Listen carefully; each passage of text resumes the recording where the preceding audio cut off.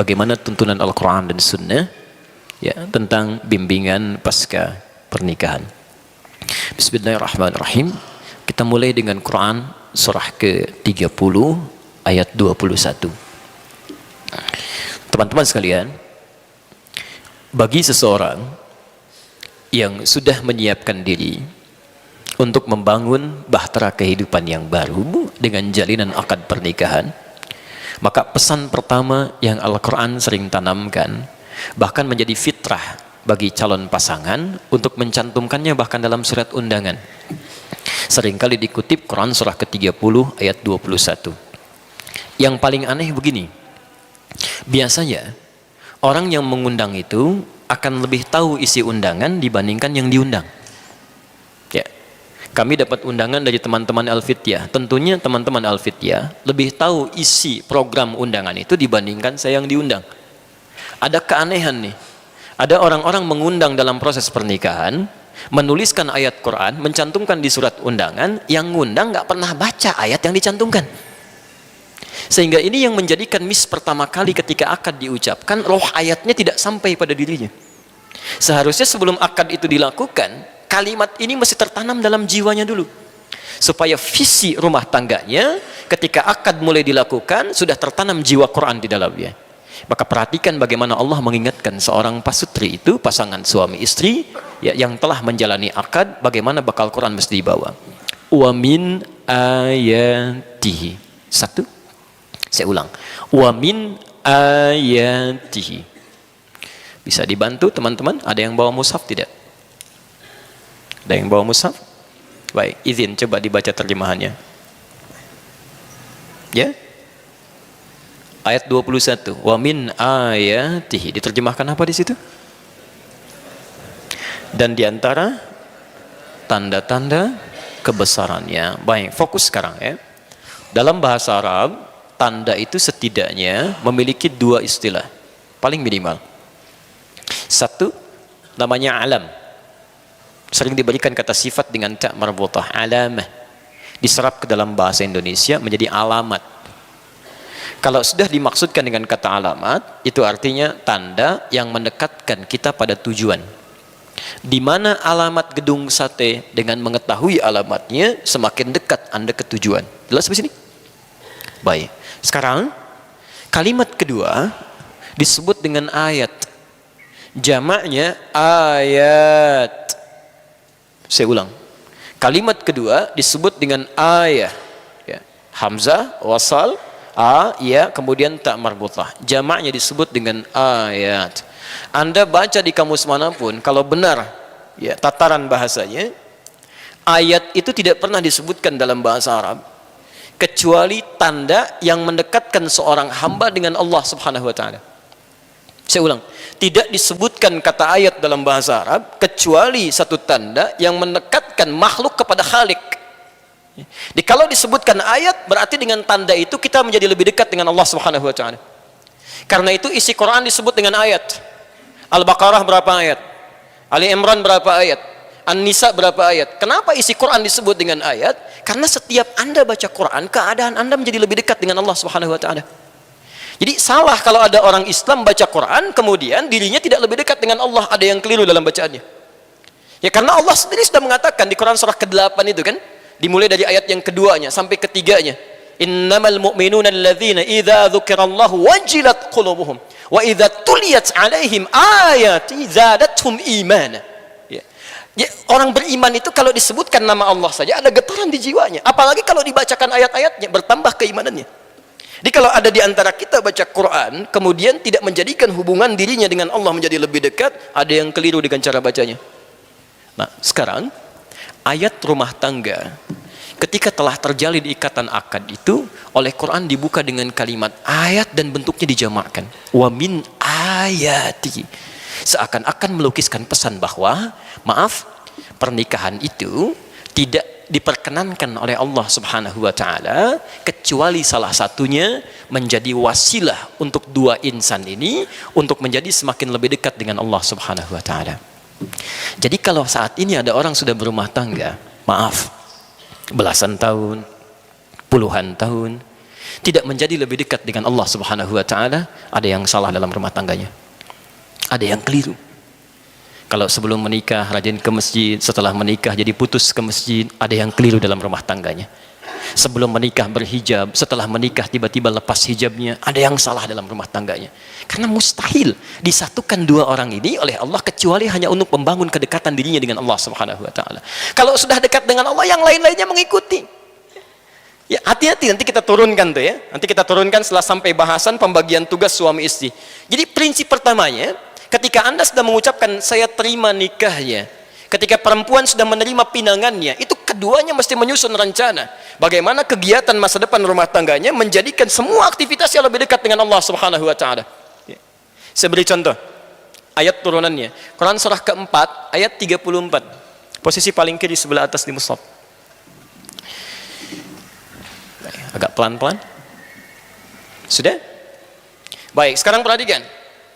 Setelah keduanya mengikrarkan diri, mencoba membangun kegiatan supaya lebih mendekatkan diri dengan Allah Subhanahu wa taala, fungsi seorang pria sebelum menikah dengan setelah menikah diubah statusnya oleh Allah. Saya ulang, diubah statusnya oleh Allah Subhanahu wa taala. Ya. Pelan-pelan. Sebelum menikah disebut dengan syab oleh Nabi. Jamaknya syabab. Ya ma'syarasy syabab, gitu kan? Ya ma'syarasy syabab, man istata'a minkumul ba'ata falyatazawwaj. Ya. Hei para pemuda, kalimatnya syabab yang sudah kuat secara fisik, ya, yang nalurinya sudah tajam, punya bekal yang siap untuk pernikahannya. Tapi ketika setelah menikah, kalimatnya dirubah oleh Allah langsung, bukan menggunakan kalimat syab lagi, bukan syabab lagi, tapi menjadi rijal. Plus dengan fungsinya. Sekarang perhatikan. Ar-rijalu qawwamuna 'alan nisa. Setiap lelaki yang telah menikah, statusnya langsung dirubah oleh Allah, kalimatnya menjadi rijal, jamak dari rajul, plus kalimat pertama yang dilekatkan pada orang ini fungsi ibadah. Qawwamuna 'alan nisa. Kalimatnya qawwam. Ya. Diartikan apa di situ? Pelindung, pemimpin. Masya Allah. Dalam bahasa Arab pelindung, pemimpin itu banyak, Pak, Bu. Ada sekitar 5 atau 4 sampai 5 kata itu. Misal, pemimpin pelindung dalam hukum tata negara itu disebut dengan rais. Ya, Rais Jumhuriyah Indonesia, Presiden Republik Indonesia, itu rais. Pemimpin pelindung dalam urusan spiritual khusus untuk ibadah salat saja, misal, ya, atau urusan ibadah spiritual disebut dengan imam. Karena itu kalau kita mau salat ada imam. Saya belum pernah dengar ada rais salat. Selalu imam, gitu kan? Misal, pemimpin pelindung yang dekat, kemudian mengayomi, kadang bisa menjadi teman dialog yang meliputi, itu disebut dengan wali. Jamaknya disebut dengan aulia. Lagi rame sekarang, gitu kan? Nah, itu aulia. Ketiga. Tapi kalau Anda ingin menghadirkan pemimpin, pelindung, pengayom dalam konteks yang lebih terbatas, tapi mengandung nilai-nilai ibadah di dalamnya, maka kalimatnya dirubah menjadi qaim, jamaknya qawwam. Seakan-akan ingin mengatakan setiap pria yang sudah menikah itu, lihat kalimatnya, berubah menjadi qawwam, seakan-akan Allah ingin berkata, dia punya tugas melindungi, memimpin, menyayangi istrinya dalam saat yang bersamaan, semua itu mesti menjadi ibadah di hadapan Allah Subhanahu wa taala. Qawwam. Ya. Jadi ketika Anda mengatakan siap menerima, ya, siap, ya Allah saya terima nikahnya, seketika fungsi kalimat ini berlaku bagi kita para pria. Ibu tenang Bu ya, kita bagi yang suami-suami dulu ya, para pria dulu. Langsung berlaku kalimat qawwam di sini, dan pemimpin pertama bukan pemimpin dalam urusan rumah tangganya, pemimpin dalam urusan ibadahnya. Status antum yang tadinya biasa jadi makmum, seketika berubah jadi imam. Silakan cek. Antum biasanya ke masjid jadi makmum misal. Sekarang saking inginnya Allah meningkatkan statusnya dari sholat biasa menjadi tingkat lebih tinggi, Masya Allah. Tidak ada urusan lagi sekarang dan tidak ada alasan untuk meninggalkan sholat berjamaah. Anda tidak bisa bermakmum berjamaah ke masjid, pulang ke rumah biasa sendirian, sekarang dihadirkan makmum selama hidupnya. Banyak mana pahalanya sholat sendirian atau berjamaah? Bukankah dengan berumah tangga status pahalanya ditingkatkan menjadi lebih banyak di hadapan Allah Subhanahu wa taala? Status antum yang laki-laki jadi imam atau makmum? Keterlaluan kalau jadi makmum juga. Imamnya perempuan. Tidak, pasti imam. Pasti imam. Ya. Makanya lihat, orang-orang yang telah menikah, hubungan dengan Allahnya pasti menjadi lebih meningkat. Nggak akan turun. Ya. Jadi mustahil ada seorang pria lisannya ringan mengucapkan saya terima nikahnya, tapi begitu misalnya, maaf, setelah kalimat itu diucapkan, dia tidak siap menjadi imam dalam urusan spiritualnya.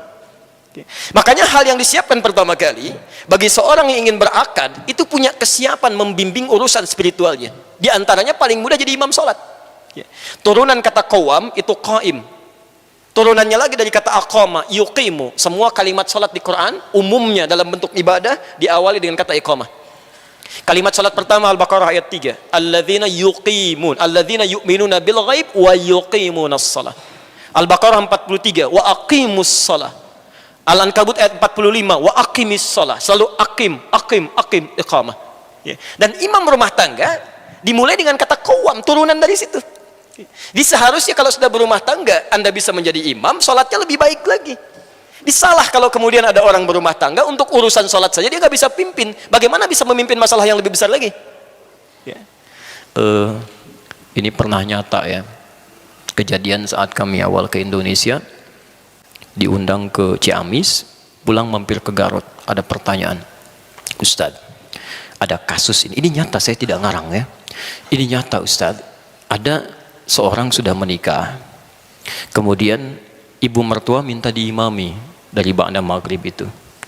Begitu ngimami menantunya, ya plus dengan istri dan ibu mertuanya, dia bacakan rakaat pertama qul huwallahu ahad al-ikhlas. Baik. Rakaat kedua qul huwallah juga. Baik.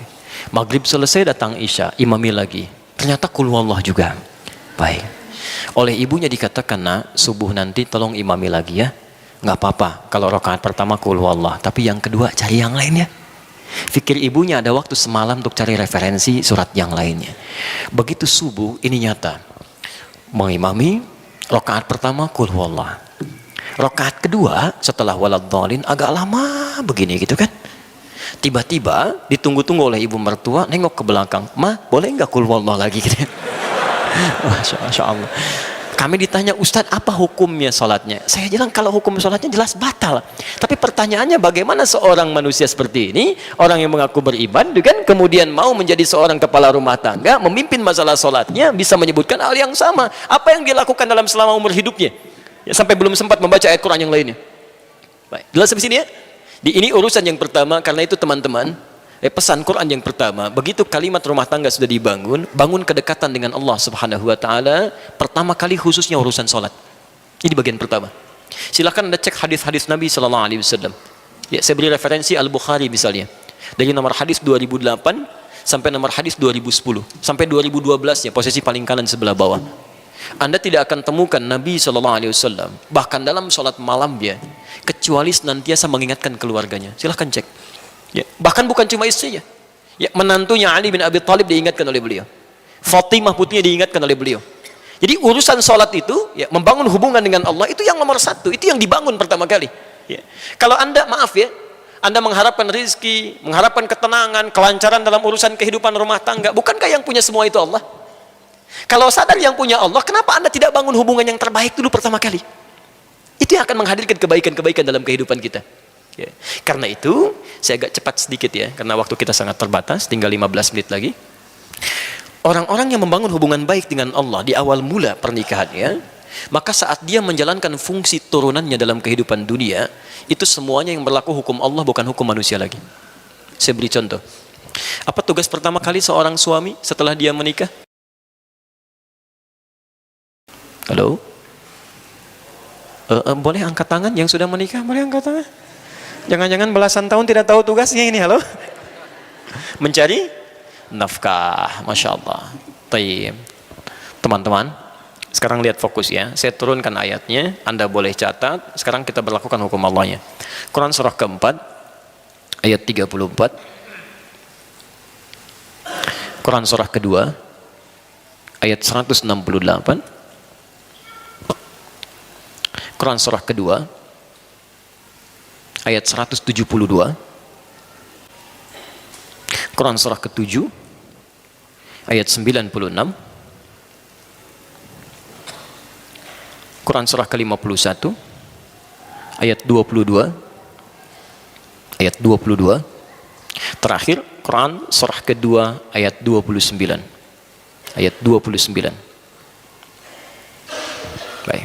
Sekarang perhatikan. Pelan-pelan. Tugas seorang suami selain bisa menjadi pimpinan spiritual dalam rumah tangganya, oleh Allah diberikan tugas langsung, perangkat langsung untuk bisa mencari nafkah. Karena itu kalimatnya langsung di Quran disandingkan dengan tugas pertama. Lihat kalimatnya, ya. Ar-rijalu qawwamuna 'alan nisa bima faddalallahu ba'dahum 'ala ba'din wa bima anfaqu min amwalihim. Dan kami berikan tugas para pria, dipersiapkan keadaan dirinya untuk bisa mudah mencari nafkah. Jadi maaf Bu ya, para pria itu memang keadaan dirinya sudah didesain oleh Allah untuk mudah mencari nafkah. Di tugas mencari nafkah kata Allah, sini bagi tugas. Untuk mencari nafkah itu urusan laki-laki. Demi Allah saya katakan Pak ya, untuk teman-teman yang ada di sini, demi Allah sekali lagi saya katakan, sepanjang Anda mau bergerak saja, itu keadaan diri kita sudah dipersiapkan untuk mendapatkan nafkah. Anda mau bergerak saja, Allah dekatkan. Saya ulang, Anda mau bergerak saja, Allah dekatkan. Dan hebatnya, seorang suami itu kalau mau bergerak, Allah turunkan rizki seluruh yang ada di keluarganya, bukan 1-2 orang. Jadi kalau di rumahnya misalnya ada suami, ada istrinya, ada 3 orang anak, begitu ini keluar berniat mencari nafkah, yang Allah turunkan langsung rizki 5 orang yang ada di rumahnya, bukan orang per orang. Jadi kalau tugas ini ditukar misalnya, dibebankan kepada istrinya, diminta mencari nafkah, pertama tidak akan Allah turunkan rizki ini kecuali untuk orang yang bersangkutan saja. Sehingga seringkali perempuan yang ditugaskan mencari nafkah akan menghadirkan banyak persoalan ketika kembali pada keluarganya. Nanti bedakan antara bekerja karir dengan mencari nafkah, itu berbeda ya. Saya teruskan dulu pelan-pelan. Nah sekarang Al-Quran ternyata membedakan antara orang yang membangun kedekatan dengan Allah dulu saat dia mulai berumah tangga, dengan orang-orang yang tidak pernah membangun kedekatan dengan Allah saat berumah tangga. Dalam fungsi turunannya ketika mulai mencari nafkah, keduanya dibedakan oleh Allah. Perhatikan ya, pelan-pelan. Nafkah itu bentuknya apa? Halo? Ya, Masya Allah, ini yang cari nafkah cari apa sebetulnya? Rizki ya? Baik, cari rizki. Rizki ada di mana? Allahu a'lam. Saya agak bingung ini sebenarnya. Baik, kita jawab pakai Quran ya. Kita jawab pakai Quran. Baik. Quran surah ke-51 ayat ke-22. Wa fis samaa'i rizqukum wa ma tu'adun. Di langit rezeki kalian kata Allah telah ditetapkan dan dijanjikan pasti diberikan. Saya ulang, tolong pahami teori ini ya supaya tidak bingung nanti mencari rezeki. Ya. Anda walaupun namanya rezeki, nggak tahu teori ini tetap susah juga. Ya. Lihat kalimatnya. Kata Allah, wa fis samai, dan di langit itu rizqukum, setiap Anda telah ditetapkan rizkinya. Wa ma tu'adun, dan dijanjikan pasti diberikan. Ini demi Allah saya katakan, tidak ada manusia yang hidup tidak diberikan rizki oleh Allah. Pasti ada rizkinya. Saya ulang, pasti ada rizkinya. Ya. Turunkan. Bagaimana cara kita mendapatkan apa yang dijanjikan itu? Nah, sekarang rizkinya ada di mana? Di langit. Kita hidup di mana? Di bumi. Ya Allah, rizkinya di langit, sedangkan kami di bumi. Bagaimana cara mendapatkannya? Diturunkan kemudian Quran surah kedua Al-Baqarah ayat ke-29, posisi paling kanan sebelah bawah. Lihat kalimatnya. Huwallazi khalaqalakum ma fil ardi jami'ah. Ya. Rizkinya di langit, kita tinggalnya di bumi. Kata Allah, kami ciptakan, kami jadikan semua yang ada di bumi ini, kami turunkan dari langit ke bumi. Ya, semua yang ada di bumi ini kalian bisa manfaatkan. Ya. Masya Allah, Anda ingin cari makanan, ambil dari bumi silakan. Ingin bikin sesuatu, ambil emasnya, ambil tambangnya, olah, manfaatkan dalam kehidupan kita. Rizkinya ada di langit, diturunkan ke bumi, bisa kemudian kita nikmati. Baik, sekarang perhatikan, saya ulang lagi. Rizki di mana? Di langit. Kita tinggal di mana sekarang? Berada di mana? Bukan, kita di Bandung, di Masjid Gedung Sate. Baik. Lihat. Ini langit kan luas, bumi kan luas. Kita adanya di sini. Mungkin barangkali Anda orang Bandung, tapi rizki Anda diturunkan oleh Allah di Jakarta. Gak mungkin cuma Anda tunggu-tunggu di Bandung. Pasti diberikan. Tapi gak pernah Anda jemput. Mustahil bisa Anda dapat. Saya 2006 ada di Kairo di Mesir. 26 Juni kami berangkat. Di Kairo itu pernah ada 2 mahasiswa mendebatkan tentang ayat ini. Yang satu mengatakan, semua rizki kita pasti diberikan. Allah sudah janji. Yang satu mengatakan tidak, mesti ada ikhtiar untuk mendapatkannya. Memang dijanjikan, tapi kita harus ambil. Kata yang satu, hukumnya nggak begitu, pasti diberikan. Maka yang pertama ingin membuktikan, saya buktikan. Saya akan masuk ke mihrab di dalam masjid. Di situ disebutnya zawiyah, tempat pojokan untuk meningkatkan ibadah. Dia masuk ke dalam salah satu meja seperti ini, kolong meja, bersembunyi di situ, Pak Abu. Di masjid itu kadar Allah suka ada muhsinin, donatur memberikan makanan untuk yang intikaf.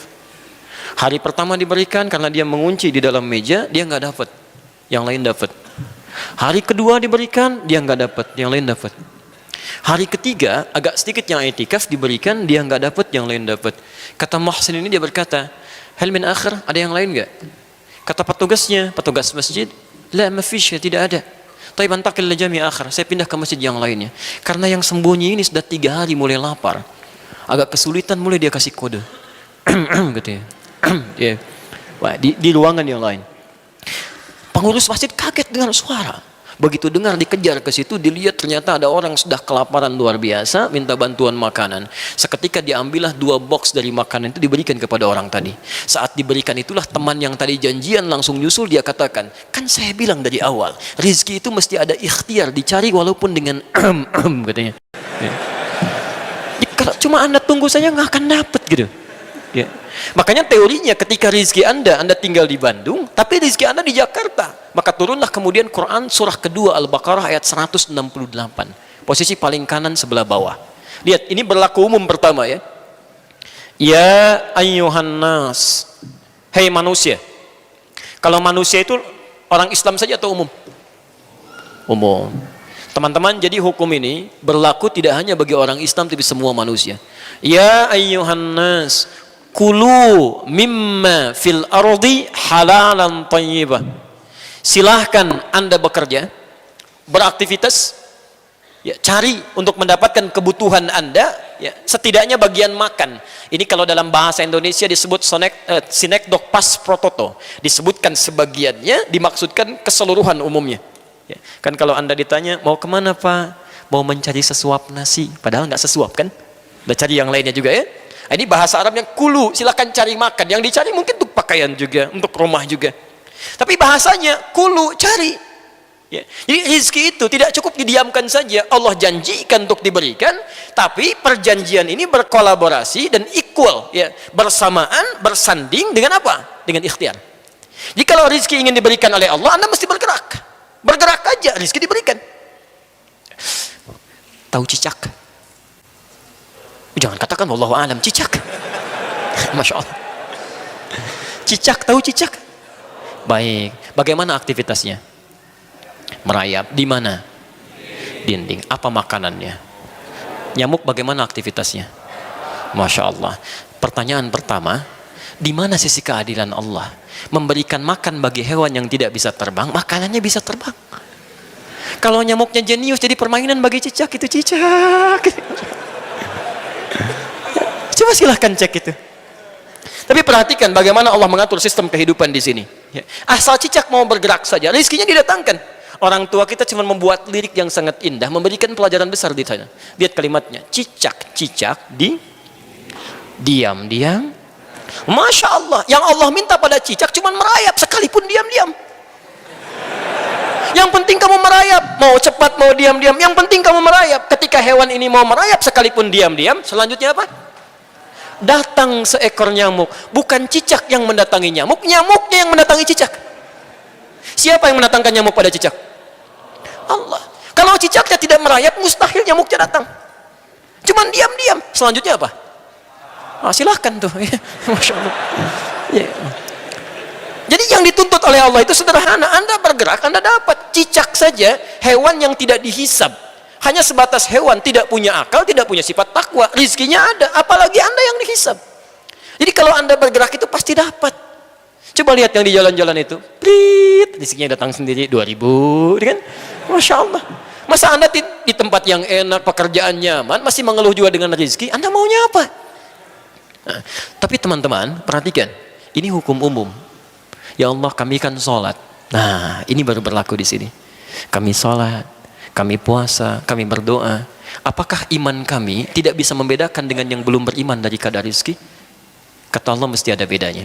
Orang-orang yang membangun rumah tangganya dengan keimanan kepada Allah Subhanahu wa taala, hukum turunannya, pencarian rizki oleh suaminya pun dipindahkan kaidahnya dari yang di bawah dinaikkan ke atas. Pindah ke Al-Baqarah ayat 172, posisi paling kiri sebelah atas. Lihat kalimatnya. Ya ayyuhalladzina amanu kulu min thayyibati ma razaqnakum. Masya Allah. Ada ayatnya? Ya ayyuhalladzina amanu, hei orang-orang yang telah menyatakan iman dalam dirinya. Kulu min thayyibati ma razaqnakum. Teman-teman sekarang perhatikan, bandingkan dengan ayat sebelumnya. Yang tadi kulu mimma fil ardi halalan thayyiban.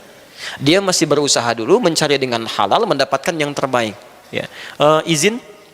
Semua manusia punya ketentuan di sini, kata Allah, mesti mencari dengan cara yang legal, halal. Jadi masalah halal ini tidak ada hubungannya dengan iman juga. Tidak hanya iman maksudnya. Ya, semua yang tidak beriman pun mesti mendapatkan dengan cara yang legal. Halal di sini maksudnya legal, sesuai hukum yang berlaku dalam konteks yang umum. Jadi kalaupun ada orang mencuri misalnya, polisi nggak akan bertanya, kamu orang beriman atau tidak. Ditangkap juga, semua sama. Gitu ya. Nah, tapi kalau Anda sudah mendapatkan bagiannya, dapatkan yang terbaik dari situ untuk dikonsumsi. Ya. Thayyib itu dalam bahasa Arab itu yang menyehatkan secara fisik. Ya, bukan yang semau Anda inginkan Anda makan, bukan. Jadi kalau Anda bertanya kaifa haluk pada orang Arab, dijawab alhamdulillah ana thayyib, maksudnya badannya sehat.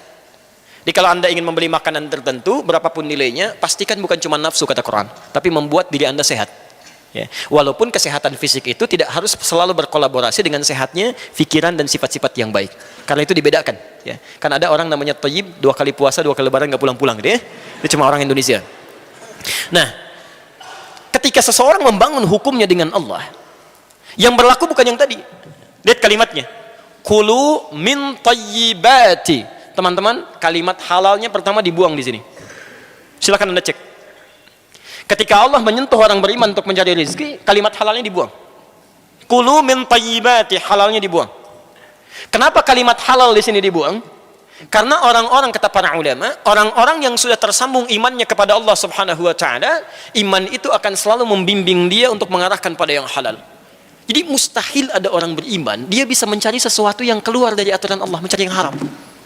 Itu aturan pertama. Ya. Jadi kalau ada di antara umat manusia mengaku beriman, kemudian menikah, berumah tangga, masih terfikir mencari yang haram, artinya ada yang salah dalam imannya. Hubungan dia nggak bagus dengan Allah. Kalau dia tidak pernah memikirkan yang haram, menyingkirkan yang dilarang oleh Allah Subhanahu wa taala, maka Masya Allah, lihat kalimatnya. Kata Allah, ma razaqnakum, kami yang siapkan rezeki untuknya, bukan dia yang capek mencarinya. Di Anda kalau membangun hubungan rumah tangga dengan visi iman kepada Allah Subhanahu wa taala, kata Allah, Anda tidak perlu lelah mencarinya, gerakan sedikit rezeki datang pada Anda. Itu poinnya. Makanya Allah menjanjikan pada orang yang punya kecukupan yang sederhana saat menikah, kata Allah, kalau ingin kaya kami jadikan kaya dia. Bahasanya bukan cukup, kami jadikan kaya. Ya. Quran surah ke-24 ayat 32. Silahkan cek. Ya. In takunu fuqara yughnikumullah. Jika Anda memang fakir saat pernikahan itu, kalau pengen kaya kami buat kaya. Ya, jadi kalau Anda mencari dengan iman, Masya Allah, kekayaan itu memang relatif. Ya, memang relatif, tapi poinnya Anda mendapatkan kenikmatan yang dijanjikan oleh Allah Subhanahu wa taala. Ya, jelas di sini? Ya. Dan yang paling menarik, lihat kalimatnya. Thayyib itu, ya, selain menunjuk kepada sehat, itu juga menunjuk kepada sesuatu yang banyak manfaatnya. Berkah. Ya, berkah. Ya, saya berikan sedikit sentuhan bahasa. Ketika seseorang mencari tanpa iman, hati-hati, ini penting sekali ya. Saking pentingnya mic bisa mati nih. Bismillah. Teman-teman, lihat kalimatnya. Kalau ada seseorang mencari tanpa iman, kemudian dia mendapatkan bagian dari hartanya, tetap yang dia dapatkan itu kalimatnya berbentuk tunggal, thayyib, halalan thayyibah. Ya. Thayyib itu tunggal atau jama'? Tunggal. Jama'nya thayyibat. Kalau tunggal itu satu atau banyak? Satu. Perhatikan. Orang-orang yang selalu mencari rizki tanpa iman, sekalipun dia muslim, tapi kurang membangun hubungan kedekatan dengan Allah, maka setiap yang dia dapatkan, sekalipun banyak, tetap akan selalu kelihatan sedikit. Nggak percaya silahkan. Anda kalau tidak pernah membangun hubungan dengan Allah, Anda kerja, berangkat gelap, pulang gelap lagi, harta dikumpulkan. Demi Allah, kalimat Qur'annya, isyaratnya, kami akan jadikan yang kelihatan banyak oleh dia itu nampak selalu terasa sedikit. Dia kerja lagi, tapi tidak pernah merasakan dan menikmati apa yang didapatkan. Nggak ada kenikmatan. Ya. Jadi kayaknya berangkat lagi, tapi tidak ternikmati. Kelihatannya banyak, cuma sedikit. Ya, Masya Allah. Tapi ketika Anda membangun hubungan yang baik dengan Allah Subhanahu Wa Taala, kelihatan oleh manusia yang lain seperti sedikit, tapi Masya Allah, karena keberkahan dituangkan di situ, kalimatnya jama, min thayyibat. Sedikit ini kami turunkan berkahnya, sehingga terasa nyaman, nikmat, tenang aja gitu. Kalimatnya jama. Memang cuma dapat 500.000 per bulan, tapi setiap akan cari makan, tiba-tiba temannya datang, biar saya yang belikannya. Masya Allah. Mau beli buah dari kampung ada kiriman, nih Pak buahnya, sudah jadi, gitu kan? Sudah panen. Saya punya teman dulu dari Bukit Tinggi, berangkat dengan kami ke Tripoli, Libya. Bekalnya cuma $50. Selama 5 tahun di Libya, kembali lagi uang itu utuh, Pak, Bu. Utuh dibawa pulang 50. Tidak habis. 50 US. Dan niatnya luar biasa gitu. Ketika berangkat ingin memuliakan keluarganya, ingin membahagiakan ibunya. Orang lain bekerja musim panas, beliau kemudian bekerja juga, tapi uangnya dikirim untuk haji ibundanya. Allah balas itu. Begitu pulang, ibunya berhaji, dimuliakan oleh Allah, menikah dengan baik, dan uang 50 US itu utuh. $50. Jadi ada orang-orang yang mendapatkan seakan-akan banyak, tapi hidupnya nestapa, capek gitu. Tapi ada orang-orang yang kelihatan seperti sedikit, tapi cukup, enak. Kan yang paling enak itu hidup yang pas kan. Pas butuh ada gitu ya. Pas perlu datang gitu. Itu kan yang nyaman gitu. Ya. Dan banyak itu kan bukan yang kelihatan. Kalau yang kelihatan itu belum banyak, masih kelihatan, masih kehitung. Banyak itu yang nggak kehitung. Jadi ada orang-orang yang hidupnya oleh Allah dibuat nggak mikir, saking banyaknya. Kamu nggak usah mikir deh, biar nggak capek ngitung. Yang seperti itu capek nanti tuh, ya, disimpan, begitu mau tidur lihat berangkas lagi, berkurang sedikit balik lagi, hitung lagi, gitu kan? Ini enggak, yang megang Allah. Jadi begitu dia butuh kirimkan, hidupnya enak, gak banyak pikiran. Coba pilih mana? 5 miliar dalam sebulan tidak berkah, atau 500.000 berkah dan tidak ada pilihan ketiga dan tidak boleh maksa.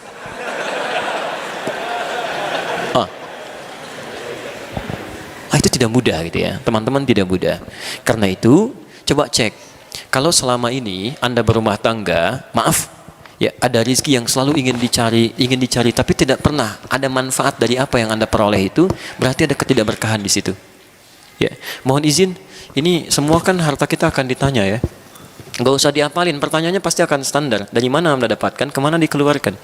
Pertanyaan pertama saya, baju Anda aja ini ada berapa sampai hari ini? Baju yang kita kenakan, pernah dicek nggak? Berapa banyak yang pernah baju Anda kenakan yang Allah titipkan kepada Anda? Berapa yang digunakan dalam hal manfaat untuk Allah Subhanahu Wa Taala? Berapa yang pernah digunakan untuk ibadah? Semua akan ditanya gitu kan? Kita mengatakan kurang, padahal yang di lemari cukup banyak. Dan semua akan ditanya. Kami sering katakan pada teman-teman, kalau ingin mudah hisabnya, pertama kali mengenakan sesuatu yang baru, gunakan untuk kepentingan Allah dulu. Pakai sholat, di jawaban hisabnya enak. Dari mana fulan kamu dapatkan pakaian itu? Allah Maha Tahu, engkau yang Maha Tahu. Sebelum hamba gunakan, sebelum hamba jawab, engkau Maha Tahu dari mana hamba dapatkan. Dari harta yang paling halal ya Allah. Kemana engkau gunakan pertama kali?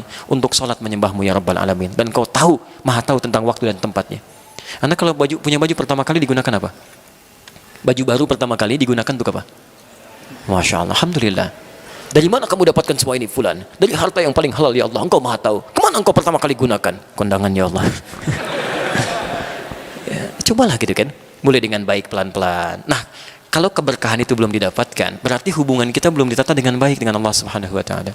Jadi visi yang pertama, ya coba cek dulu setelah berumah tangga, coba lihat bagaimana kita membangun kedekatan dengan Allah Subhanahu Wa Taala. Yang terakhir bagian nomor 1, Mas. Ya, karena baru 1 ini yang kita bahas. Ada orang yang hebat. Yang hebat ini belum nyari, kebutuhannya sudah Allah hadirkan. Yang pertama nyari dulu baru dapat. Yang kedua bergerak sedikit baru dihadirkan. Yang ketiga belum bergerak baru punya keinginan, langsung Allah hadirkan. Ya. Yang pertama disebut nas, yang kedua disebut amanu, yang ketiga langsung di Quran surah ke-7 ayat 96.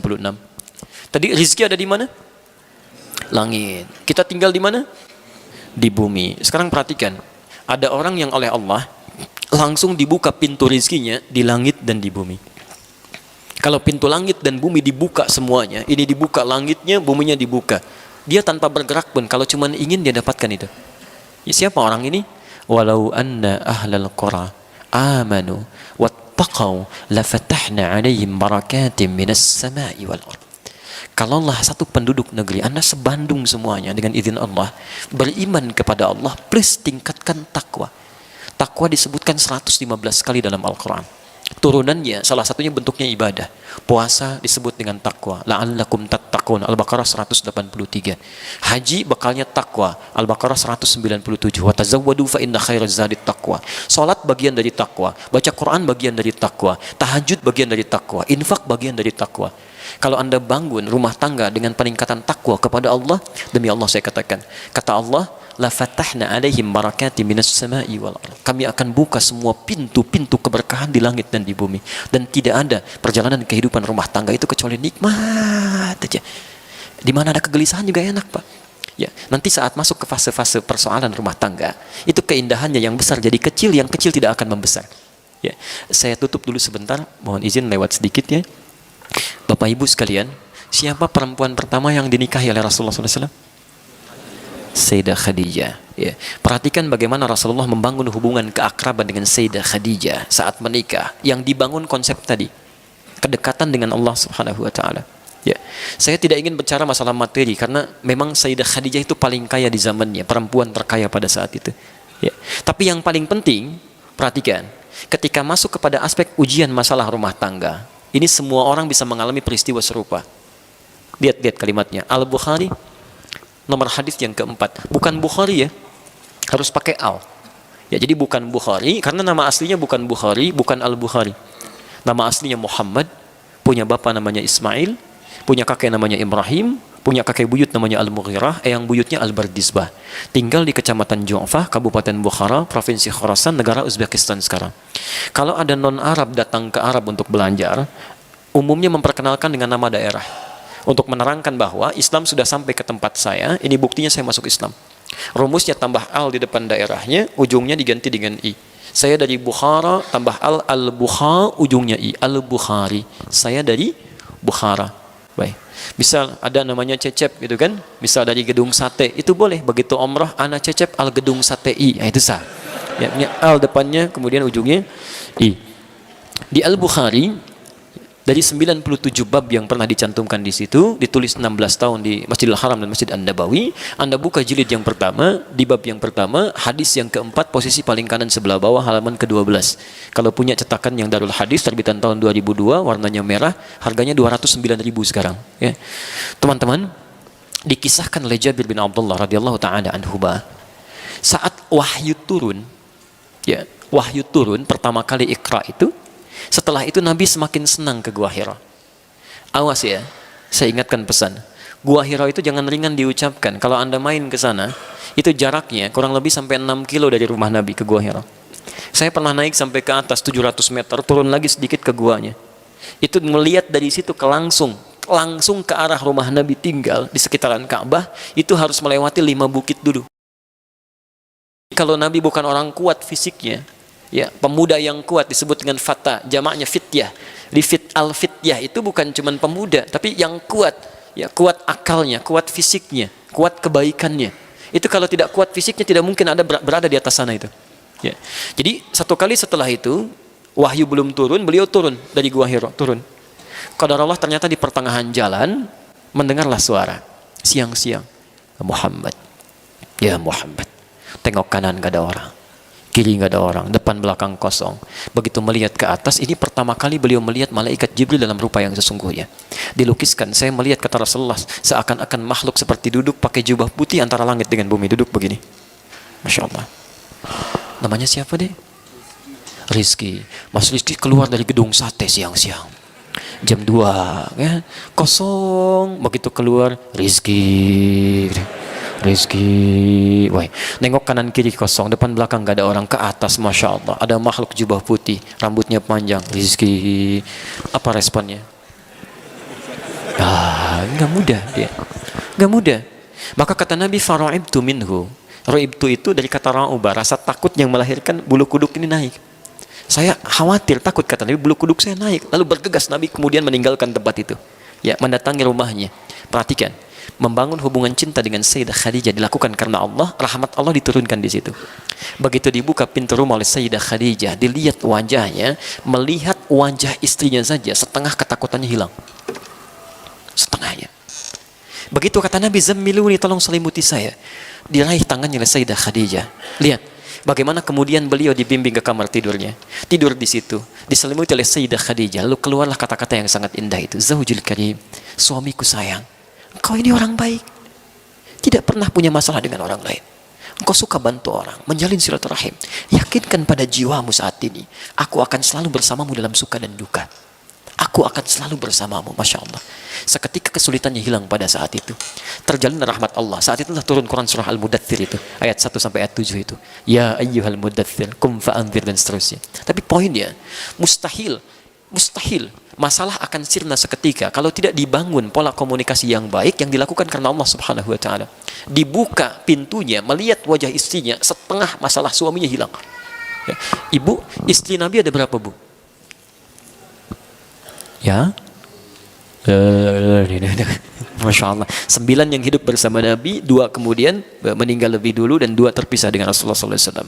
Perhatikan, saya sering katakan sampai tadi malam, istri Nabi itu diizinkan oleh Allah menikah dengan lebih dari 4 perempuan, karena ternyata semua istri Rasulullah SAW itu mewakili semua karakter perempuan di muka bumi. Semuanya. Silahkan Anda belajar tentang sirahnya. Jadi kalau ibu pelajari, Bu, ya, ibu akan lihat di antara karakter ibu itu pasti akan ada yang mirip dengan salah satu istri Nabi SAW. Sebelum menikah dengan Nabi, dari yang paling perhitungan sampai yang paling cemburuan, ada, Pak. Sebelum menikah. Tapi ketika menikah dengan Nabi, semua diarahkan dengan ridha Allah, dengan rahmat Allah kepada kebaikan-kebaikan. Yang cemburuannya pada dunia, sekarang bagaimana caranya kalau dia tahajud, saya bisa juga.